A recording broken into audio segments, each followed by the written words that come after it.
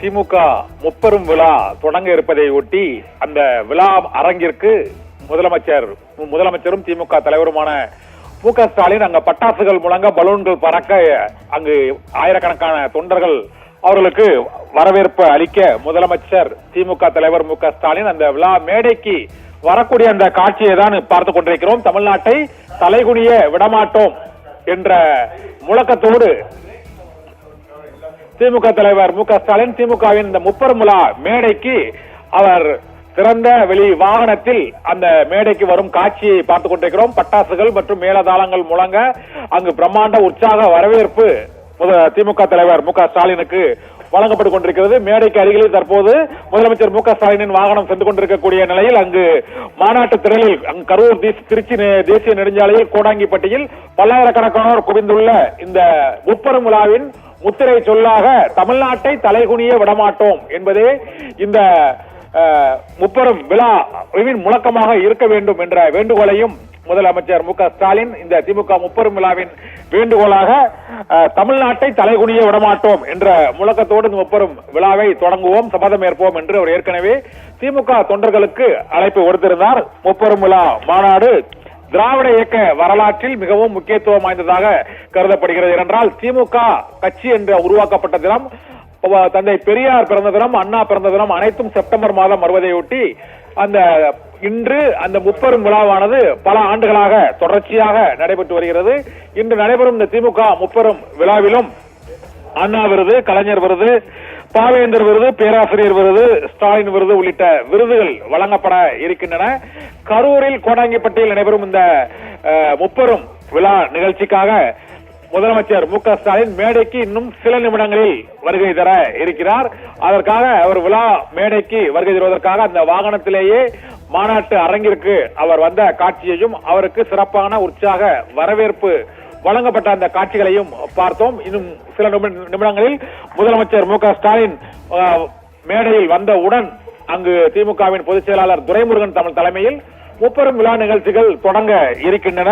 இந்த நிகழ்ச்சியில் முதலில் தலைமை வரவேற்புரை ஆற்றிய பின்னர் இந்த முப்பெரும் விழாவில் வழக்கமாக அந்த விருதுகள் வழங்கப்படும் நிகழ்ச்சி நடைபெற இருக்கிறது.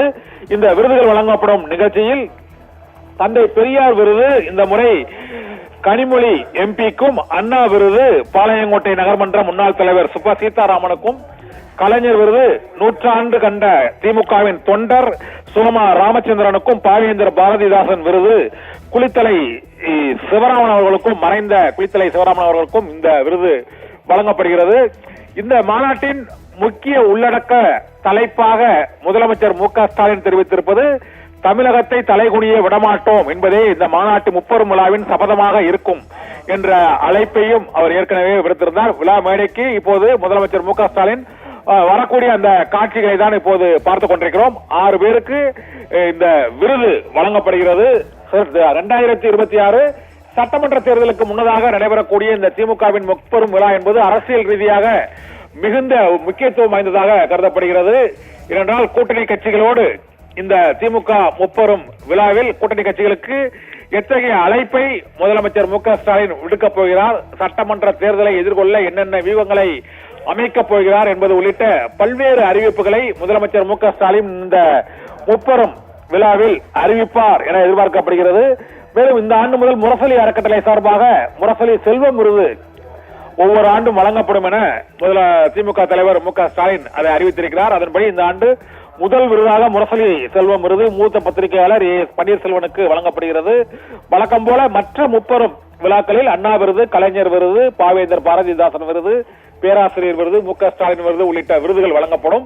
இப்போது திமுக தலைவர் மு.க. ஸ்டாலின் பெரியார், அண்ணா மற்றும் கலைஞர் உள்ளிட்டோரின் படங்களுக்கு மரியாதை செலுத்தக்கூடிய, மலர் தூவி மரியாதை செலுத்தக்கூடிய அந்த காட்சியை பார்க்கிறோம். முப்பெரும் விழாவின் தொடக்க நிகழ்வாக இந்த தலைவர்களுக்கு மரியாதை செலுத்தக்கூடிய நிகழ்ச்சி. பெரியார், அண்ணா, கலைஞர், பேராசிரியர் அன்பழகன் உள்ளிட்டோருக்கு அவர் மலர் தூவி மரியாதை செலுத்திக் கொண்டிருக்கிறார். மரியாதை செலுத்தி முடித்தவுடன் அங்கு மக்களின் வரவேற்பை திமுக தலைவர் மு.க. ஸ்டாலின் ஏற்கக்கூடிய காட்சியையும் இப்போது பார்க்க இருக்கிறோம். அவர் மாநாட்டு திடலில் குழுமியுள்ள பல்லாயிரக்கணக்கானோரின் வரவேற்பையும் உற்சாகத்தையும் திமுக தலைவர் மு.க. ஸ்டாலின் ஏற்றுக்கொள்ளக்கூடிய அந்த காட்சியை இப்போது பார்த்துக் கொண்டிருக்கிறோம்.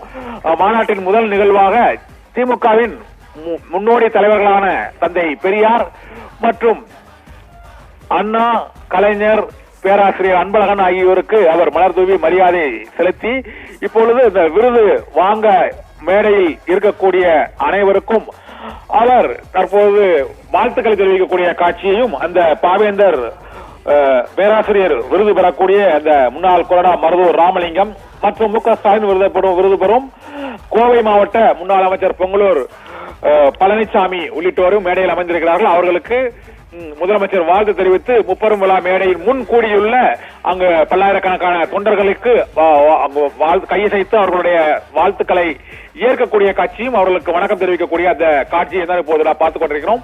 முப்பெரும் விழா தொடங்கி இருக்கிறது. முதலமைச்சர் மு க ஸ்டாலின் மேடையில் விருதாளர்களை வாழ்த்தி கௌரவித்து அவர்களை மகிழ்ச்சிப்படுத்தி இருக்கிறார். இதை தொடர்ந்து இந்த வரவேற்புரை, அதன் பின்னர் அந்த அண்ணா விருது, கலைஞர் விருது, பெரியார் விருது, பேராசிரியர் விருது, பாவேந்தர் பாரதிதாசன் விருது உள்ளிட்ட விருதுகளை வழங்கும் நிகழ்வுகள் நடைபெறும். இப்போது முதலமைச்சர் மு க ஸ்டாலின் மேடையின் 4 புறங்களுக்கும் சென்று அங்கு குழுமியுள்ள தொண்டர்களுக்கு அவர் கையசைத்து வாழ்த்துக்களை மற்றும் அவர்களுடைய வரவேற்பினை ஏற்றுக்கொள்ளக்கூடிய அந்த காட்சியையும் இப்போது பார்த்துக் கொண்டிருக்கிறோம்.